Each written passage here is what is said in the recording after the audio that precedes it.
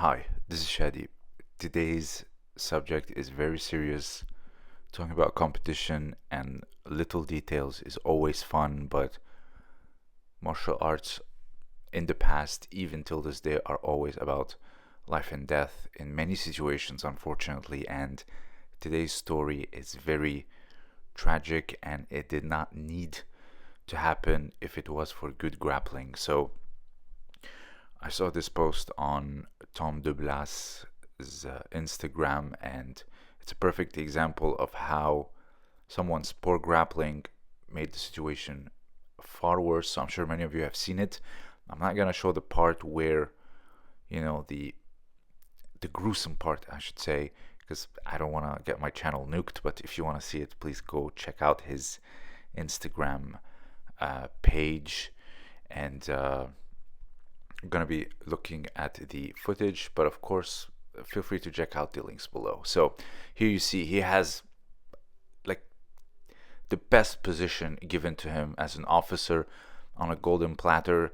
The guy just rolls over, gets back up. I don't know if he was under influence or whatever, just gets back up like it's nothing, like he's rolling out of bed.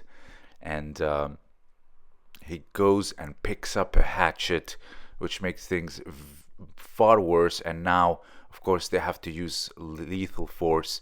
And he was going around getting close to them, even though they were pointing guns at him. And then it happened, goes on the ground, and then they were able to control him, even though it's very much too late. And all of this did not need to happen.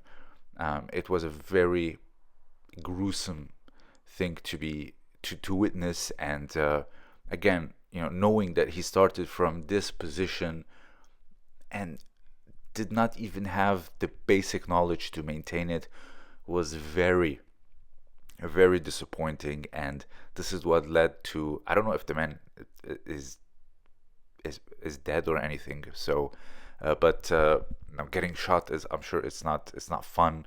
And I don't know if he was under the influence. The whole situation is very chaotic. However, you can see that backup did indeed exist. They were all over, and he had them in a position where they could have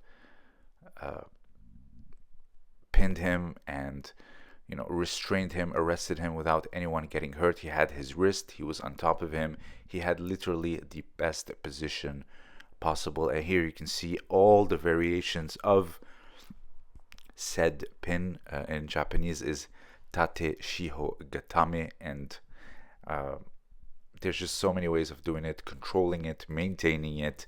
And it's very frustrating to be stuck under there, especially when the solar plexus is pinned, your shoulders as well, or one of the arm is completely caught up. And there was nothing he could do. But the way he just rolled over and stood up like it's nothing, it's very telling of the lack of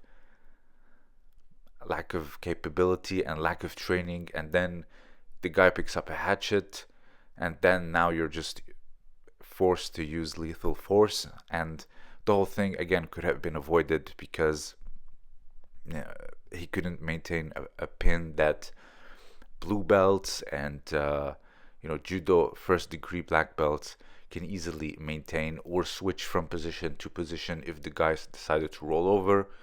Whatever, the possibilities are endless. I'm sure many of you already know this. And for those of you who saw it already on his Instagram, and if you know anything a little bit more about the situation, let me know down below, because I think it's very tragic and it was needless.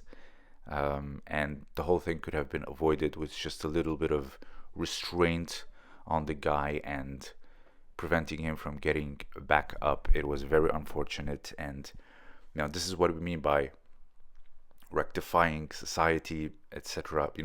Maybe the man, I don't know if he survived or not after the gunshot, but let's just say he was pinned down and he was able to rehabilitate. You never know again. And I know it's very cliche, but Gracie Henner and his brother, they always say about the goal is to go home safe, both of you, making sure no one is hurt, but you control the situation efficiently to the point where even the attacker is and not hurt. This is like the ideal situation of this type of training. Of course, watching someone get hurt, especially someone you don't know, it's for whatever reason, especially in this line of work, because you're interfering, you don't know this person, and then all of a sudden you have to do, something to them, etc. It's it's gonna it if we go down this path, can be very philosophical and we can debate, but if there's a threat, neutralize it, whatever. I'm sure, yes, but again, watching this, he had this pin, and then it devolved to what happened, and watching it unfold in front of you is very unfortunate and very tragic. I don't know who these people are, but just basic osaikomi maintenance would have saved the day, and would have saved the man's life. So I don't know what to say more about this, except always be mindful. Yes, debating competition techniques, etc., is always fun, but these things are not funny, and they they're life altering or life ending, whatever it may be. So please be careful out there. If anyone works in law enforcement, trains jiu-jitsu or wrestling or judo, please, if you have something to share down below, I'd really appreciate it. Or if you have any type of anecdote that you can share with us as well, please do. I know police officers who even work in prison, people can try to do anything in that place, like from pencils they'll attack or whatever it may be, because as a police officer in prison, you cannot carry weapons because they can be snatched out, and then all hell can break loose, etc. So you have to be very careful how you do it. A lot of officers get attacked with man-made weapons, with pencils, sharpened little piece of wood, whatever it may be. So this line of work is very stressful, and also basic training is very important for them.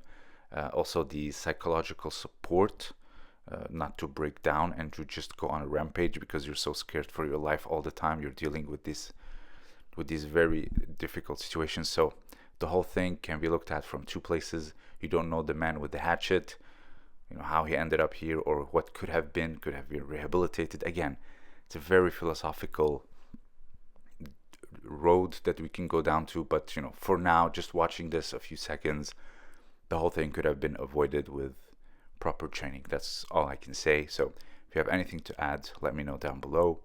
This was Shadi, and thank you for listening.